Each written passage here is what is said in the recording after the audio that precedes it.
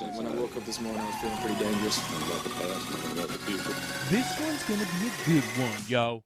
I'm telling you, welcome back to Draftvice, by the way. It's going to be a good one because today we're talking about the Dallas Cowboys and the New Orleans Saints. Dude, yo, two consistent playoff contenders in the NFC. Yo, it's going to be fun. It's going to be crazy. It's going to be fun. Anyway, so let's get down to brass tacks. This is the first draft we're doing is the one that everybody keeps bragging about, right? They were so good. They were so great. CeeDee Lamb fell to them at 17. That's right. We're talking about the Dallas Cowboys, everybody. I don't disagree. I think they had a great draft. And you have to start out with the CeeDee Lamb pick, right? Now, it's weird when you think about the context of the team. I know a lot of people were like, well, did they really need it? And it's like, no. But I think part of it was that you had, as far as it goes, he was a top 6 player on their board. This is by Jerry Jones and his people's say. So it must be true, right? They can't be lying to us. They just have no incentive to do that. But yeah, so according to Jerry Jones and crew and company, he was a top 6 player on their board pre-draft. That's why they gave him no pre-draft interview, because they didn't think he was going to be there, right? He's big, he's strong, he's tough, he's a great route runner. And in fact, when he fell to them, they had 3 trade offers, right? So with CeeDee Lamb, right? CeeDee Lamb, top 6 player on their board. I watched his tape, dude. He is a monster. I walked into it going like, but clearly it's the great route runner Jerry Jeudy's the best guy, and I kind of was shifting back and forth between him and Jerry Jeudy as best receiver in this class. He didn't deal with a lot of press. But I got to tell you, man, he's going to the best situation because you have Michael Gallup, you have Amari Cooper. All 3 of these guys are versatile, can play anywhere along the line of scrimmage. Again, all 3 of them can play X, Y, and slot. X, Y, and slot. X and Z and slot. So, yeah, any one of them could line up at split end. And if CeeDee Lamb is not able to line up at split end and not handle coverage, handle press coverage right away, you already have Amari Cooper, who's going to be, dictating some of the defenses already. And then you also have the Michael Gallup coming on in year 3. He already had 1,000 yards last year. He's big. He's strong. He plays the split end very well. So you can line up CeeDee and Amari at flanker and slot. And I think really what they're going to do is utilize CeeDee Lamb at big slot. Like, dude, imagine him as a big slot guy. Like, he's your third option, and he's the big slot. Like, kind of like a Marquise Colston from all those years ago with the Saints. Just this big guy who's muscling over defensive backs, and he's quicker than linebackers, and just, because he's a bully. He's a bully at the catch point. This is what I love about him is that he's a tough guy. And it's honestly going to give Amari Cooper probably the best running mates that he's had since, like, his time in Oakland. Right, when it was him and Crabtree. I thought that was a very good pairing. Now you have him, Gallup, and CeeDee Lamb. Dude, these 3 guys are monsters, right? Now here's the problem. Dak Prescott's got to show up, right? Like, there actually is this big worry about Dak. I don't know if there's a big worry. I think they feel like they're going to get him. But, Dak Prescott's on the franchise tag, and we're going to talk about that a little bit later. But for right now, we're talking Dallas Cowboys. We're talking their draft. So, I watched the interviews with Jerry Jones on his giant yacht. He's talking about how he's been in 3 different places at once because it's a yacht. Again, guy who they did not think was going to be there. They didn't do a pre-draft interview. They were not expecting him to be there because he was so high on their board. So they get him. Second round. They get Trevon Diggs, Stephon Diggs' brother out of Alabama, and they liked him a lot. They interviewed him. They thought he could be a difference maker, can help with the loss of Byron Jones. He spent a lot of time. They spent a lot of time on him at the combine, and and also doing interviews. They mentioned his ball skills, his ability to be a returner, and they didn't even think he was going to be there either. Like, by the time he got to them in the second round. Like, this was possibly the guy they were going to go with their first round pick, right? And he fell to them in their second round. Again, they make a point about him playing the ball well. It's part of his game. And they made reference to, like, his development growing up, how close he is with his brother. them losing their father early on. So the familial connection, and also there is that little long con play. Like eventually Diggs is not going to be playing for the Bills. You think maybe they're like, hey, maybe down the line he'll come to us. So that's an interesting thought. They have Neville Gallimore, right? That was their 3rd round pick. They were picking between Neville Gallimore and Trevon Diggs in the 2nd round. That was really their mix on their board. They were like, yo, we like both these guys. We think they could both be difference makers, and they leaned towards Trevon Diggs. It makes sense. They lost Byron Jones. The rest of their defensive backs don't really he's a different sized dude as well. Just a different kind of playmaker. So now you get this guy in the 2nd round. You have CeeDee Lamb, who you thought was a top 10 pick. And then Neville Gallimore, who you were willing to spend the 2nd round pick that you spent on Trevon Diggs, and it really was an argument for them internally, right? They looked at Neville Gallimore. They're like, dude, this guy is impressive with his way to fly down the line of scrimmage. He's a 3-tech in their defense. Mike McCarthy says, you're gonna most of the time you're in sub defense anyway, but generally speaking, like you're gonna be able to utilize this guy a lot, and in base he's probably gonna be their 3-tech. This was they had a really good draft. These 3 guys, on their board was really high, on my board, on general consensus boards. I think they had a really good draft in the first 3 rounds. Even in the first 2 rounds. Then 3 rounds, the first 2 days. Then you get to day 3, right? And they had, I think, two out of the 4 picks they had on day 3 were really goddamn good, man. They took Reggie Robinson out of Tulsa. I wasn't really high on him. Wasn't somebody who was high on my board or my conscience, but they took him in the 4th round. But 2 guys they took after him were Tyler Biadasz out of Wisconsin, runs a pro-style offense. Now you just lost Travis Frederick, right? Now you get to you now have a group of guys who can compete for center. And also, you got to realize Connor Williams is coming off an ACL tear that happened late last year. So those 2 guys kind of made a good move that they went ahead and said, hey, we're going to go ahead. We're going to get an offensive lineman. I'm shocked they didn't take one sooner, but it wasn't a great offensive line class in the early, couple rounds. Like there weren't a lot of elite tier guys early on. This is where you're going to find some of your playmakers or players, in the future. So he's going to compete probably with Connor McGovern. Of the Cowboys, there's also a Connor McGovern on the Jets who was previously on the Broncos. 2 guys who both play interior line. Kind of fun having the same name. I know I got confused with that for a bit. I'm like, I thought that guy got drafted last year. How's he free agent? Then I found it out when I looked it up. So anyway, you get those 2 guys, and then they go ahead and they take Bradlee Anae, right, out of Utah. And I liked Bradlee Anae. I know there's a lot of questions with his production. He ran a little hot and cold. Like they thought his, PFF wasn't high on him. A lot of people weren't really high on him. But dude, watch his tape. He beat up on Austin Jackson, which I guess it's not saying much. But dude, he's fast. Now I guess it's like his athletic measurables really didn't. I don't know. I don't know why nobody liked him. I liked him. 5th round, a steal. This is the big problem though for them, right? Part of what they've been doing is drafting best guy available, which I think is great. That's always the way to go. But draft best player available and try to fix things with trades and free agency. The problem is they don't really have pass rush on their roster outside of Tank Lawrence. DeMarcus Lawrence. So, again, just quickly on their draft, I watched their presser. They made big points to say they stayed true to their board.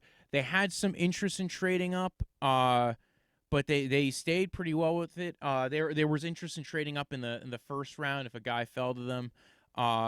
On day 2, both guys, they were big top-end competition kind of guys, Alabama and Oklahoma. Their physical measurables fit their prototypes for what they want for those positions across the board. They had good production. And like I said, it was a tough decision in the 2nd round with Diggs and Gallimore. They almost went with Gallimore, apparently, because of the depth in the draft at corner. They almost went with Gallimore. They decided, you know what, we're going to go this way. And they felt like they got value where they drafted at. All 3 guys they felt were value. In fact, Jerry Jones made it a point that in their mocks that they did that there was like they're apparently in the 2nd round, there was like a 1% chance that Trevon Diggs was going to be there, and he got to them somehow. So they did try trading up in one of the first couple of rounds. No one would trade with them, or and they really liked the Nick Saban connection for Trevon Diggs. They like Alabama corners. They made a point about that. They said, listen, Saban's a defensive genius, right? He's Nick Saban for a reason. He's won all these college football championships. He used to be in the NFL. He plays an NFL pro-ready defense. We can communicate with him and talk to him, and we're usually on the same page when we ask Nick Saban, like, hey, what do you think about this guy? You think he's going to translate well to our system? And apparently the answer is always, yeah, sure, yeah.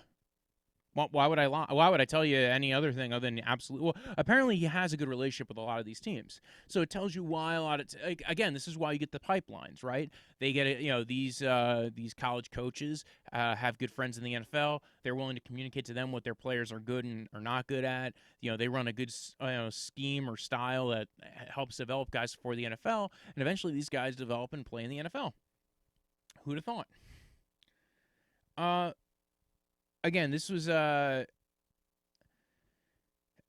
even said it was one of the deepest second round drafts in recent history. They had the most amount of second round grades that they've had, and it kind of makes sense. Like, I think that there was a good argument as to, like, I think a lot of players were very highly ranked. Right now, again, we were talking before about what they did or didn't do in free agency, right? They lost, they re-signed Amari Cooper to an extension. They lost Byron Jones. They had a lot of guys that they re-signed from, last year. Like they had Leo Collins, who they re-signed. They did a lot of their deals coming into this year. So the main two deals coming into free agency were really their own, right? They had Amari Cooper, and I don't want to rehash. I actually did an episode just last week about the Dallas Cowboys, so I don't want to rehash their free agency.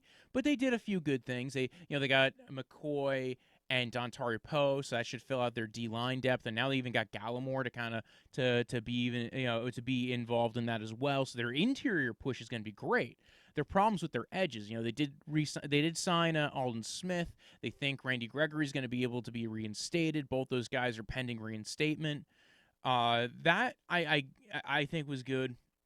After the draft, they went out. This is what I was talking about. Was after the draft, you still have other opportunities. There's a couple of corners out there. They went after Daryl Worley, formerly of the Raiders and a few other teams. He's been kind of a stopgap player, moved around quite a bit. So they went out and signed him, and that's kind of like I get what they're trying to do. All right, well we didn't get every bit and piece that we wanted in this draft, right?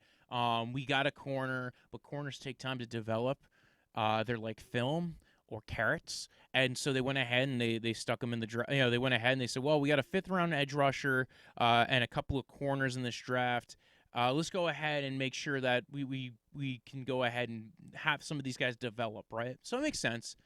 I like their draft. I got to tell you, man. I was very high on CeeDee Lamb. I know.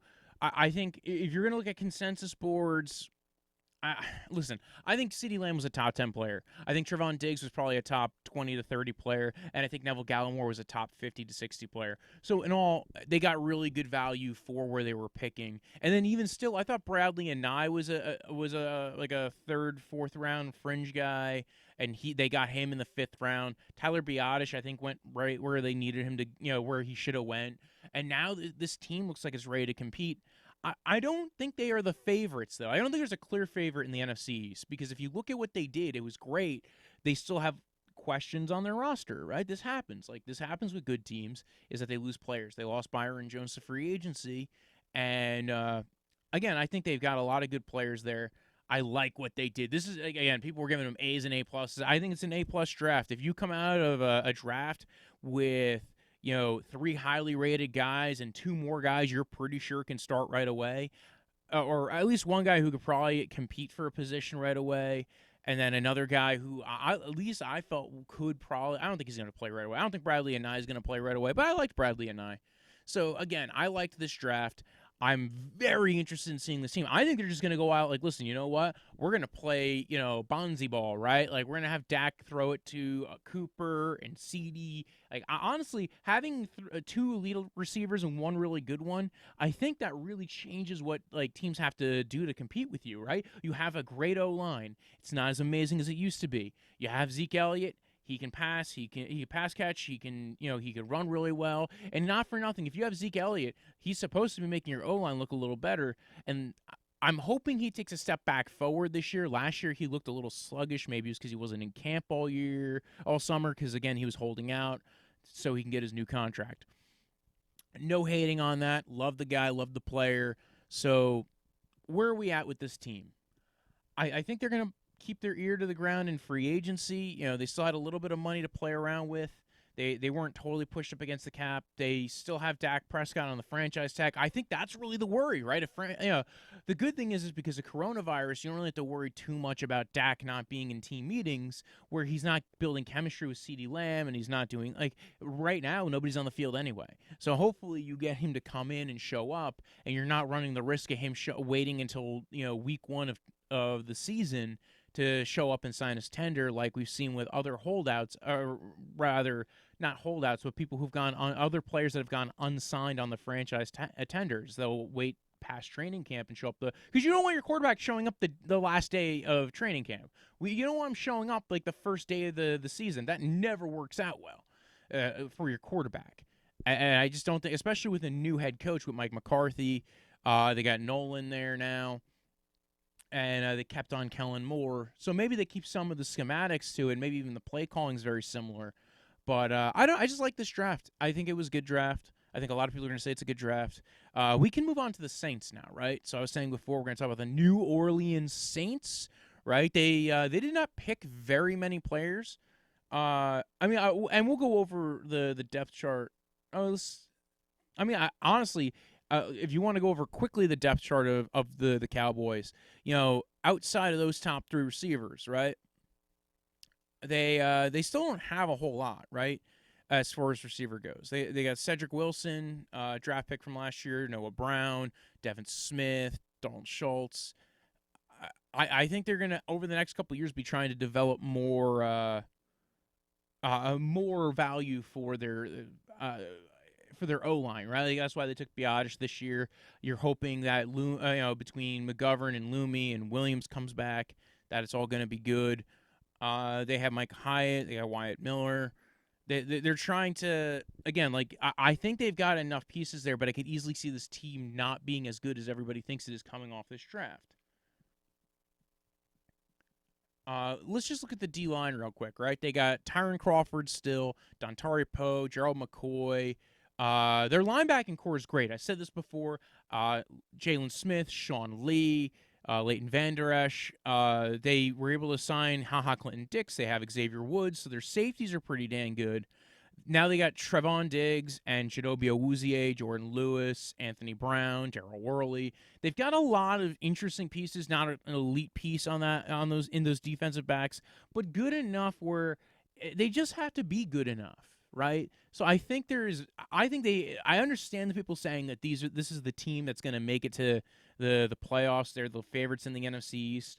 I'm not as quick to say that because I think the NFC East is going to be a little bit more competitive, at least because you have the Eagles there, and then you never know with the Giants. Okay. Anyway, so yeah, I like what they did. I like the team, and I just think there's question marks still, at least defensively. And even offensively, too. Offensive line can still be a question mark. Biadasz took a step back last year a little bit. That's why he was available in the 4th round. He was being talked about as a fringe first-rounder last year, going into this year. So, again, I think it was a great draft. I'm a little bit more worried about the team. Now we'll move on to the Saints. So the Saints, right, headed by Sean Payton, they went ahead and right away in the 1st round took Cesar Ruiz out of Michigan. And they actually made a good point. I'm like, listen, he's got guard, center, flexibility. Him and McCoy can kind of swap around. They're going to try and test it out, see who's really the best out of the two of them. They have Warford. They have, not Andreas Pete, the Teron Armstead, who actually does sometimes. They have Andreas Pete. Yeah, okay, I was right. Andreas Pete, who they just re-signed. But they also can kick out Andreas Pete to tackle if Teron Armstead gets injured, which has happened before. So they have I thought it was an interesting draft, right? Because the Saints are always very interesting. They never really have many picks. They seem to target their guys. This was actually something I thought was very interesting from watching these interviews with Sean Payton and Mickey Loomis, is that they have a targeted structure. They know what they want. They put a lot of emphasis on football IQ, intelligence, if you will. That seems very important. They have it feels like they have an in-house rubric, and then they even made a point of, listen, we don't have a lot of picks, and we were willing to spend to go up because it's quantity, it's quality, not quantity. But specifically for us, it makes sense like that because we have a veteran roster, right? Like, they have a lot of guys who are older, but not super old. They got a young roster too, but they have like Marshawn Lattimore and Jenkins, so they weren't really worried at corner. They weren't really worried at safety. They weren't worried at offensive line. The reason why they went for offensive line is they said, well, what's the one place we can get a little bit more of an improvement? And they said, well, interior offensive line, we could use an improvement, right? You know, Walford's on the last year, his contract. Andreas Pete, you just extended. You have Nick Easton. You have Eric McCoy. But again, like, you're always interested in like improving your roster. You know, what if Teron Armstead gets injured again? You're always kind of like, okay, like, well, we need more. We again, Armstead gets injured. You kick Andreas Pete out, but then you also okay, well, you need somebody to replace Andreas Pete. So that's why, again, having that versatility there is very helpful. But let's go into it, right? They felt like interior O-line was a need going into the draft. This is what Sean Payton said, which I thought was very weird. They put a lot of emphasis on the interviews, on football IQ. It makes me wonder if they have like some kind of in-house test that they give these guys, or is it just going over the X's and O's and kind of maybe they play Madden with them? That'd be kind of cool. Maybe VR. I heard that was getting utilized a little bit, not this year, but in previous years. You know, they make sure that, you know, like Ruiz, Peyton made a point of like, he's an A learning player. Like, he is quick to learn, but not only that, he made all the calls on the O-line while he was at Michigan. He knows his shit. He's played this position at the highest level he could be playing this position. He talked about consistency, makeup, strength, power. He mentioned, like, you know, and actually what I thought was interesting, again, was they ID'd players that they had a vision in. They had a board, and it fell as they expected. And then they said, listen, we're going to go for this guy. Mickey Loomis said, like, you know, Cesar Ruiz is a tough leader. This is what we wanted. And really, there were only two other guys who they mentioned who were on their board who went before Cesar Ruiz, who it seemed like they had an interest in, right? This is what blew my mind, right? I like listening to these interviews because this is what you get a little bit of the hint of, is they were interested in A.J. Terrell, who went to the Falcons, and Javon Kinlaw, who went to the 49ers. Those were the three players they were super interested in this draft. So, you know, it seemed like they were interested in moving up a little bit if one of those players fell, you know, close to them, like maybe in the 20s or late teens. They would have maybe tried trading up to grab him, but they lucked out. They said, listen, we got the highest guy on our board. We liked him. He's intelligent. He's just good. You know, he'll make a true impact, and everybody's going to compete, and we felt like this was a need. So I don't know. I kind of like the mindset, right? The processes. The processes are always fun to learn. That's what I really am getting out of these videos, is the processes by which each of these teams go by.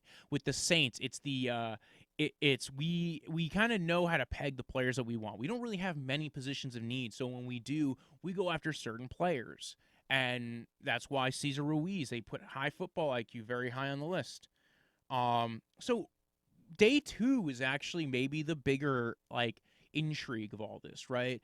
They didn't have a second round pick. They traded that last year to trade up with Miami so they can get Eric McCoy, the other interior lineman who they drafted last year.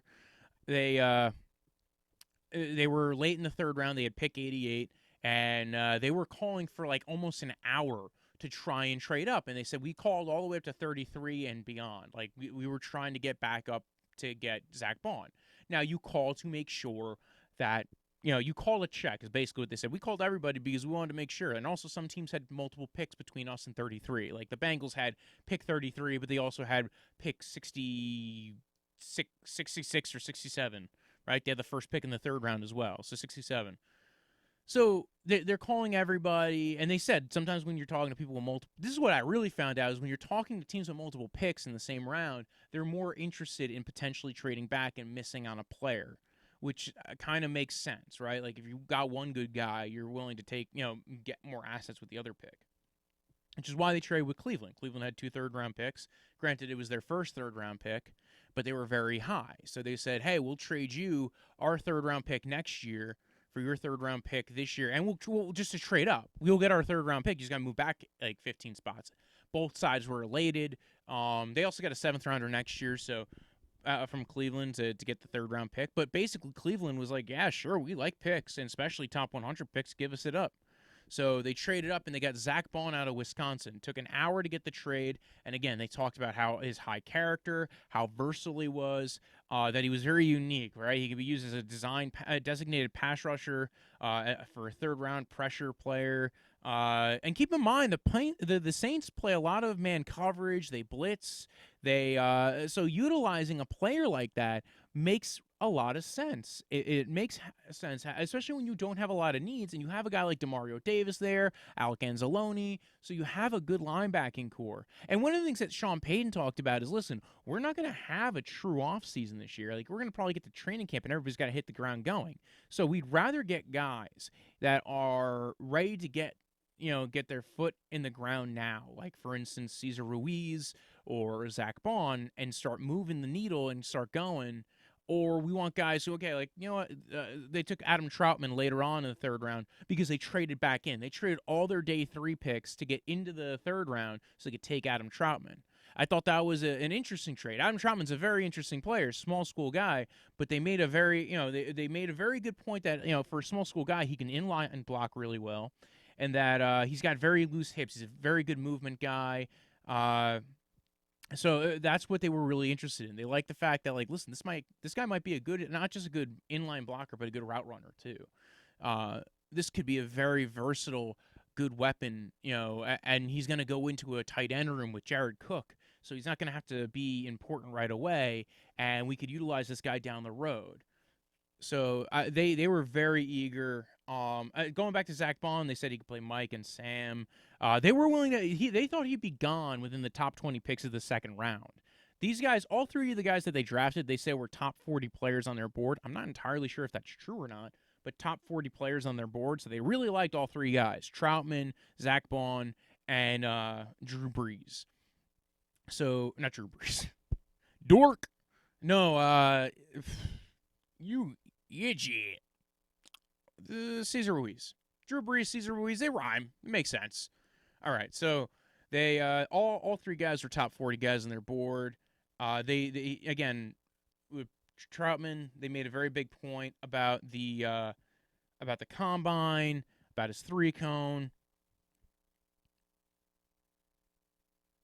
And again, they were willing to trade up all their third-round picks to go ahead and get Troutman. All their day 3 picks to go up back in and get Troutman. So they were basically done on day 3. They weren't even going into day 3 with any picks, and they trade back in. They trade a bunch of picks next year to get back into day 3 so they could draft Taysom Hill 2.0, Tommy Stevens out of Mississippi State. Yeah, I don't know why they did that. That one makes no sense to me. So again, I liked it. I thought tight end wasn't necessarily Troutman made sense. Tight end's not necessarily a need. They did make a point that he's gonna have to gain weight, but they loved his change of directing skills. They talked at the combine, the Super Bowl, and his rise to the level of competition. And that's all important because he came from a small school. And again, they made a big point about targeting players in the draft because their team is very different in makeup to other teams. Some teams that you can't do that. Like the Browns probably can't just go around targeting and moving up the draft and losing picks because they need to keep on building out the roster. Same thing with a team like the Giants, although the Giants would probably still do that. So who knows?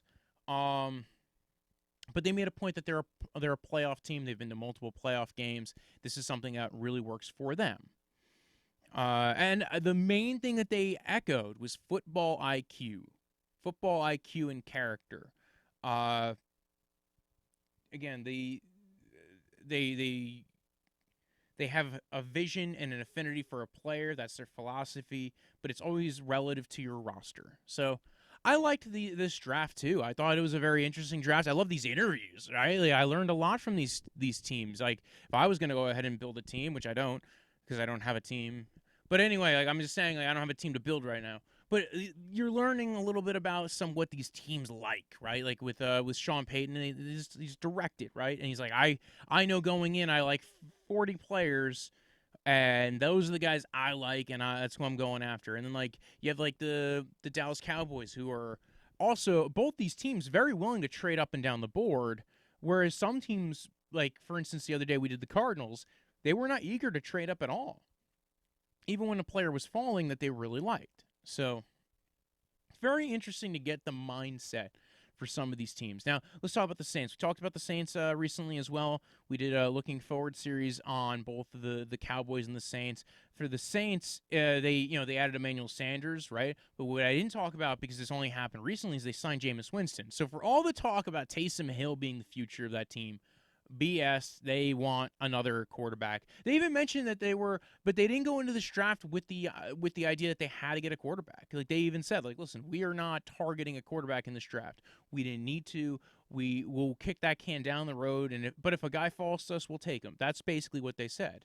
You know, I believe actually Jordan Love had actually been taken right after they'd picked. So Jordan Love was on the board. So if they really wanted Jordan Love, they could have had him. For them, it was, listen, we're going to build our team, and then eventually we'll deal with the quarterback question eventually. We think we have Breeze for a little bit longer, and if not, they must have already been talking to Jameis Winston too, because, again, if Breeze is going to retire this year, which some people think, but Breeze did sign a 2-year deal, if he is going to retire, then it makes sense that Jameis Winston's in the building, and if you get a real idea for his character and makeup, his football IQ, and what he can do behind such a good offensive line, a deep offensive line, you might get something out of it. So let's talk a little bit about Jameis Winston, actually. I know I talked about him on the live shows that we've been doing, but I haven't really talked about him on any of this. I think this was a good move on his end. He's recouping value. He's going to a team that has an established starter that he can learn from, who's going to be willing to help him along. He specifically mentioned in his interview Pete Carmichael Jr. and Sean Payton and Drew Brees and all the people in that QB room are going to really help him, get better. He also had LASIK in the offseason. He could finally read license plates, and signs. He could read signs. Maybe the problem was he couldn't identify who it was that was running at him. Oh, yeah, that orange looks a lot like green. All right, we're wearing the creamsicle uniforms today. I might as well just throw it and see what happens. So anyway, you couldn't see where he was going half the time. Now, maybe he could have been wearing contacts or, glasses. But now he got LASIK. He doesn't need them. So Jameis Winston joins the Patriots. The Saints. Losing my mind, aren't I? We're losing the Saints on this podcast. So the Saints, he goes to the Saints.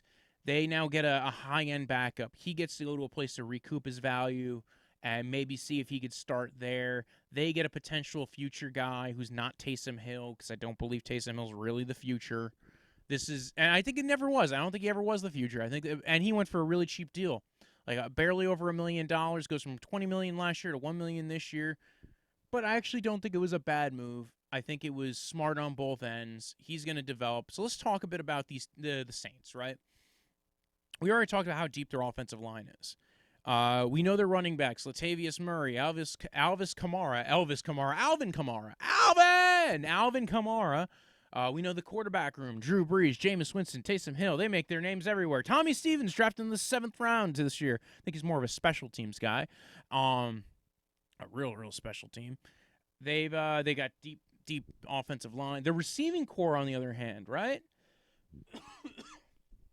Emmanuel Sanders joins this team, along with Michael Thomas, and and then they also got Traquan Smith, who can maybe take a step forward. They no longer have Ted Ginn. He just signed today with the Chicago Bears. So what does all this mean, right? Or as of the time of this recording of this podcast, he signed with the Chicago Bears. What does all this mean? The receiving core actually might be even deeper. It might be a little bit better this year than it was last year. They still have Jared Cook, right? So you're talking about third year with Jared Cook. They got Josh Hill. Their tight end room looks kind of nice. They got Adam Troutman. He's going to kind of the thing with tight end is it's kind of a position where it evolves into your roster. And actually, funny thing about that the trade for Troutman was that it kind of just developed. They were like, wait a second, this guy keeps falling. Let's go for him. He's a top 40 guy on our board.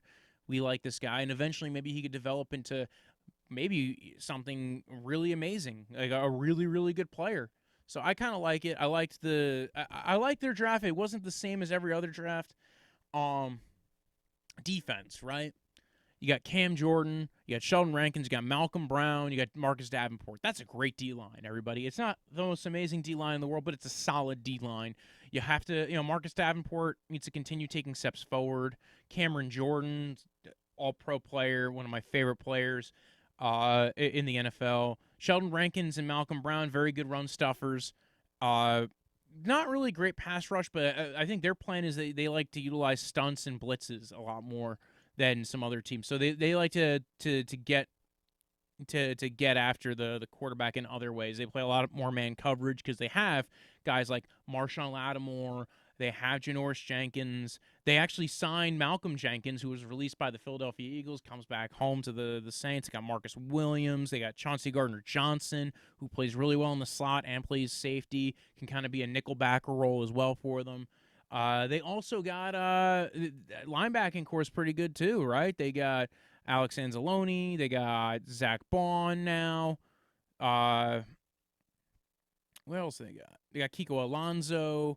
They got Demario Davis. They've got a lot of linebackers, everybody. I think I was at 4 linebackers. Now, granted, they're going to utilize Zach Bond in different situations. They re-signed P.J. Williams. He played a little bit of slot corner for him a little bit. The team is deep, is very deep, and players like playing for them. That's one of those things I like pointing out is certain teams, players like playing for, right? Seattle Seahawks, Philadelphia Eagles, and the New Orleans Saints, and it just seems like certain that's how you attract players for less money. Is you say, listen, we're gonna let you be you, and that's kind of like the Saints and the Philadelphia Eagles with the New Orleans. That's the Seahawks and the Eagles with New Orleans. It's you have the consummate professional in Drew Brees. You have Sean Payton, who kind of really finds different ways of motivating his players and really is about the motivational tactics and is kind of a funny, chirpy guy and is kind of goofy and is amazing and lovable because he's Sean Payton. What does this mean? They're still a perennial playoff team. They always will be. They're amazing until Drew Brees walks into the out the door. They will be. So I like the team. 2020 is amazing. 2021 is what I'm really curious about. So I think they had a good draft by Saints standards. I think everything it's all relative, and I think the Saints had a good draft. I think the Dallas Cowboys had a good draft, and I think it was just a good draft in general. Anyway, you can follow the podcast at Draftvice on Twitter, at Draftvice_football on Instagram. You can follow me at BROJO Death at Thing That Happens When You Die. Punch. The thing you drink in the summer. The Kool-Aid guy. I gotta stop singing on these podcasts. Anyway, so you can follow me at Brojo Death Punch and follow, subscribe, rate, leave a review. Tell me what your favorite candy is, and TTFN. Ta-ta for now. When I woke up this morning, I was feeling pretty dangerous about the past and about the future.